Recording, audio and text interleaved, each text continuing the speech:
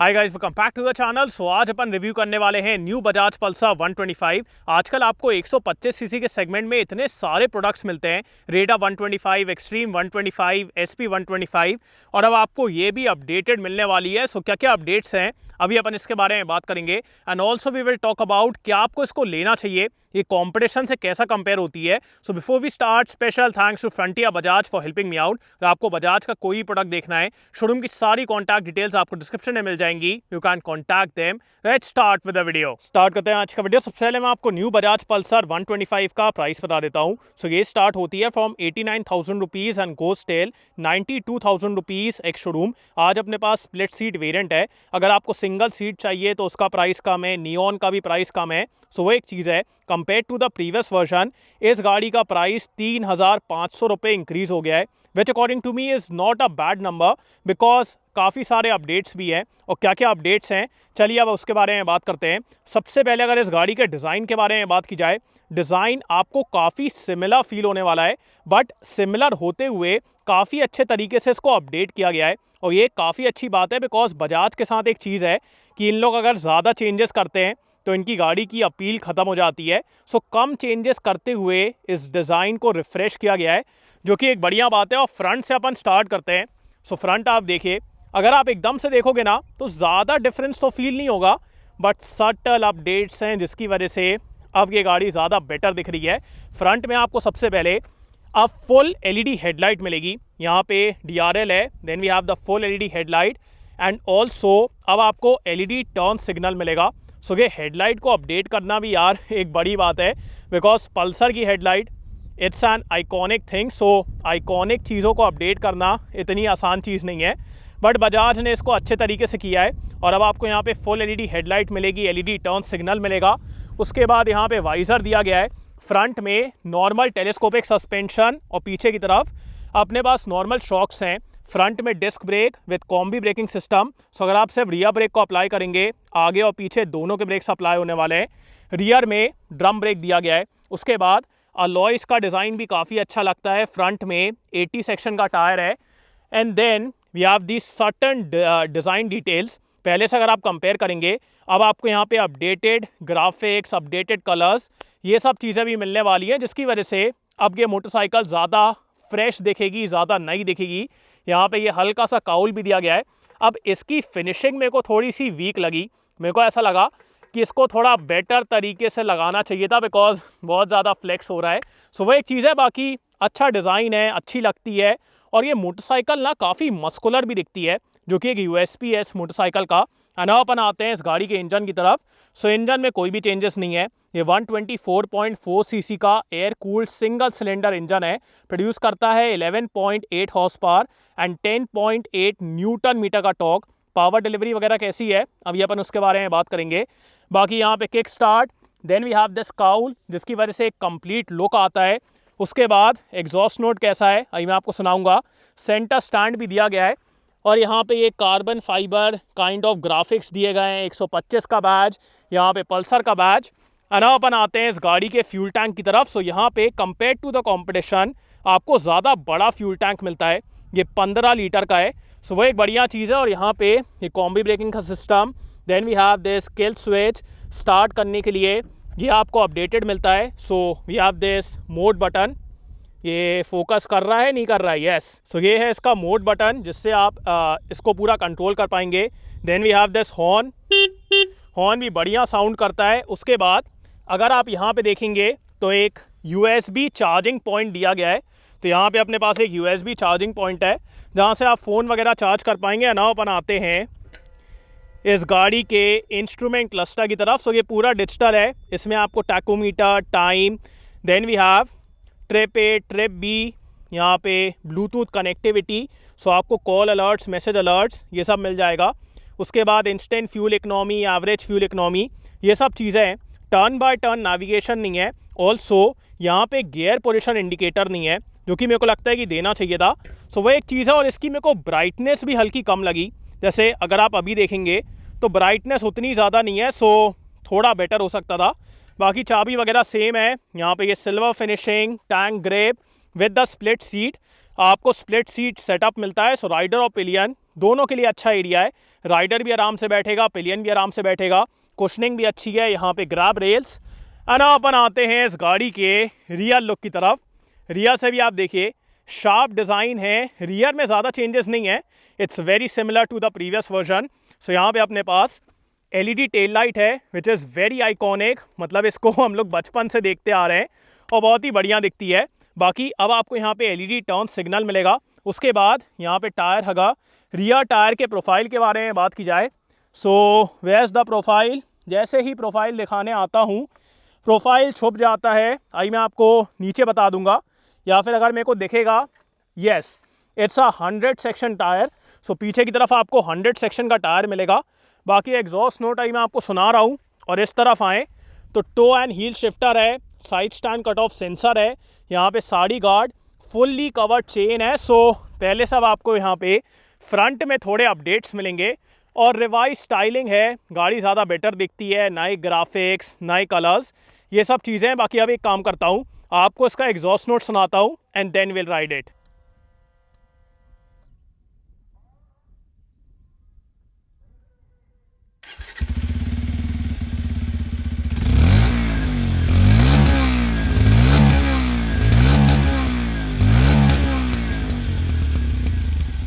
Let's go.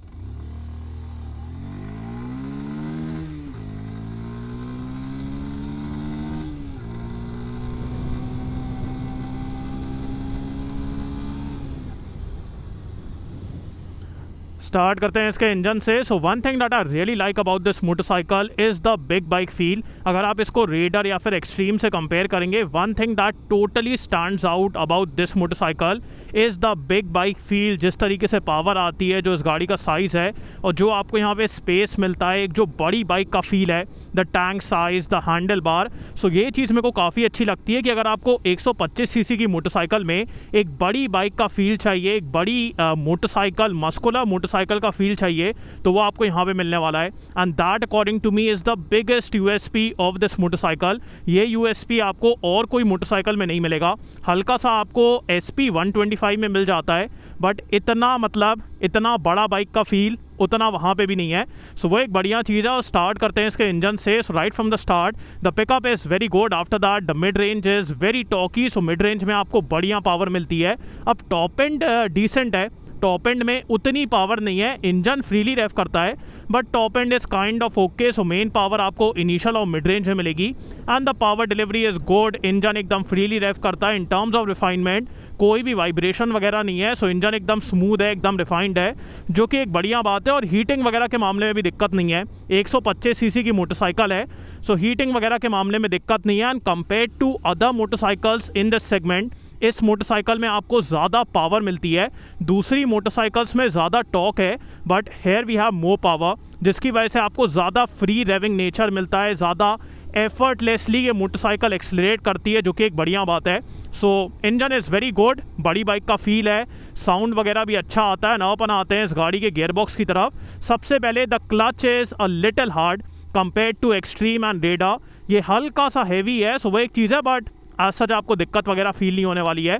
सो वो एक चीज़ है। ना अपन आते हैं इस गाड़ी के गियरबॉक्स की तरफ। So up shift, down shift, जो भी आपको करना है, you can do all of that without any issue. अपने पास टो एंड हील शिफ्टर है, सो अगर आपको फ्रंट बस से यूज़ करना है तो वो भी आप कर सकते हैं, और अगर आपको टो एंड हील शिफ्टर की तरह यूज़ करना है, अपने जूते को बचाना है, तो वो भी आप कर पाएंगे। और शिफ्टिंग वगैरह एकदम एफर्टलेसली होती है। अप शिफ्ट, डाउन शिफ्ट, जो भी आपको करना है, everything will happen without any issue. एकदम हल्के एफर्ट में गियर चेंज हो जाता है। अब एक चीज़ है कि यहाँ पे अगर गियर पोजीशन इंडिकेटर होता तो काफ़ी बढ़िया रहता। सो वही एक चीज़ है जो कि मेरे को लगा कि यहाँ पे देना चाहिए था। बाकी तो ठीक है, शिफ्टिंग वगैरह के मामले में दिक्कत नहीं है। नाउ अपन आते हैं इस गाड़ी के सिटिंग पोजीशन की तरफ। So sitting position is very comfortable. आप सामने की तरफ हल्का सा लीन होते हैं, बहुत ज़्यादा नहीं, हल्का सा लीन होते हैं, सो उससे कोई अनकंफर्टेबल फीलिंग नहीं है। Handle bar is nice and wide, यहाँ पे काफ़ी अच्छा एरिया है टैंक को ग्रिप करने के लिए। फुट पैक भी ज़्यादा पीछे नहीं है। सो जो सिटिंग पोजीशन बनती है, इट्स वेरी कंफर्टेबल। और अगर आपको इसको अग्रेसिव करना है, यू कैन डू इट। और जैसे अगर आप लंबे डिस्टेंस कवर करते हैं तो भी आपको कोई प्रॉब्लम नहीं होने वाली है। So sitting position is very comfortable. And now अपन आते हैं इस गाड़ी के ब्रेक्स की तरफ। So we have disc at the front, drum at the rear and we have combi braking system. So अगर आप सिर्फ रियर ब्रेक को अप्लाई करेंगे, आगे और पीछे दोनों के ब्रेक्स अप्लाई होने वाले हैं। So let's talk about the rear brake first.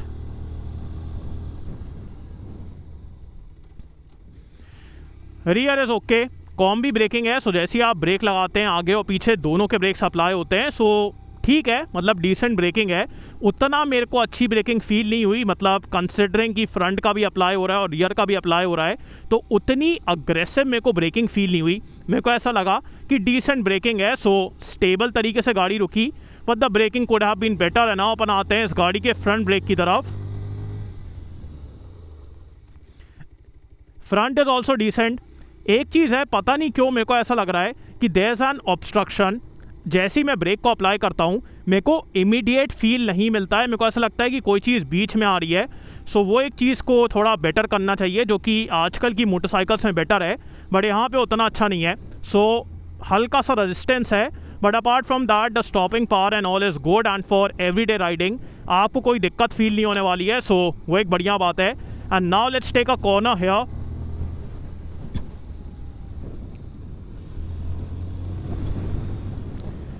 So even though this motorcycle में आपको काफ़ी कंफर्टेबल सस्पेंशन सेटअप मिलता है, the suspension is on the softer side, but still जब आप इस गाड़ी को लीन करेंगे, आपको बहुत अच्छी स्टेबिलिटी मिलने वाली है। फीडबैक बहुत ज़्यादा नहीं है, but the stability is very good और गाड़ी एकदम स्टेबल चलती है, because compare to other motorcycles in this segment इस गाड़ी का वेट ज़्यादा है। सो अगेन आपको एक बड़ी बाइक का फील आता है, गाड़ी ज़्यादा स्टेबल रहती है। जैसे अगर एकदम से कोई बाजू से ट्रक जाएगा, गाड़ी मूव नहीं होती है। So there the stability is very good, और जब आप लीन वगैरह करेंगे आपको प्रॉपर स्टेबिलिटी मिलेगी। बाकी फीडबैक वगैरह उतना ज़्यादा नहीं है। And in terms of comfort, front और रियर दोनों से आपको इतना बढ़िया कंफर्ट मिलेगा। मतलब अगर एकदम से कोई गड्ढा आता है, पोटहोल आता है, ये इतने बढ़िया तरीके से एब्जॉर्ब करता है। Like just look at the ride quality. मेरी ना आवाज़ में शेक आ रहा है, ना कुछ हो रहा है, और ये पूरा रफ पैच है, but still the ride quality is very good. So बहुत ही कंफर्टेबल सेटअप है, फ्रंट में भी और रियर में भी। So in terms of comfort आपको कभी भी दिक्कत नहीं होगी, और जब आप तेज़ चलाएंगे, स्टेबिलिटी वगैरह के मामले में भी दिक्कत नहीं है। So suspension is very well balanced. And now अपन आते हैं इस गाड़ी के माइलेज की तरफ। सो यहाँ पे आपको आराम से 45 to 50 किलोमीटर्स पर लीटर मिल जाएगा, which according to me is a very good number. अगर आप नॉर्मली चलाएंगे 45 to 50, बहुत आराम से चलाओगे तो 50 प्लस भी मिल जाएगा, और अगर बहुत अग्रेसिवली चलाते हो फिर आपको 40 to 45 मिलेगा, which again is a good number. So looking at the power and all and the size of this vehicle, the mileage is good of this motorcycle. बाकी इसकी ब्राइटनेस बेटर होना चाहिए था, ब्राइटनेस उतनी अच्छी नहीं है। सो इसको रीड करने में हल्की सी दिक्कत होती है। बाकी स्विच गियर की क्वालिटी वगैरह अच्छी है, और प्रॉपर आपको यहाँ पे एक बड़ी बाइक का फील आता है। You set like you are riding a big motorcycle, a muscular motorcycle,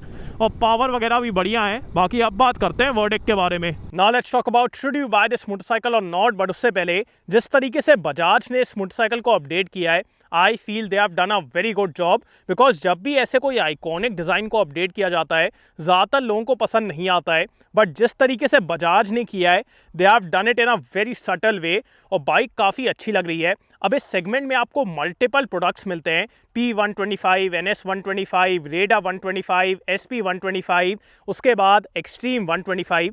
so multiple products हैं, बट अगर आपको एक ऐसी मोटरसाइकिल चाहिए जिसमें आपको प्रॉपर मस्कुलर फीलिंग मिले, एक बड़ी बाइक का फील मिले, फिर मैं कहूँगा this is the one for you, because इतनी मस्कुलर फीलिंग, इतनी बड़ी बाइक का फील आपको और कोई मोटरसाइकिल में नहीं आने वाला है। बाकी अगर आपको एक ज़्यादा फीचर रिच मोटरसाइकिल चाहिए, फिर मैं कहूँगा आप रेडा के साथ जा सकते हैं। अगर आपको फीचर्स के साथ हल्का सा बड़ा बाइक का फील चाहिए, फिर आप SP के साथ जा सकते हैं। और अगर आपको प्रॉपर अग्रेसिव लुकिंग मोटरसाइकिल चाहिए, फिर आप एक्सट्रीम के साथ जा सकते हैं। But if you want that muscular big bike feel, then this is the one for you. So आज भी इसका एक USP है जो कि आपको और कोई मोटरसाइकिल में नहीं मिलता है।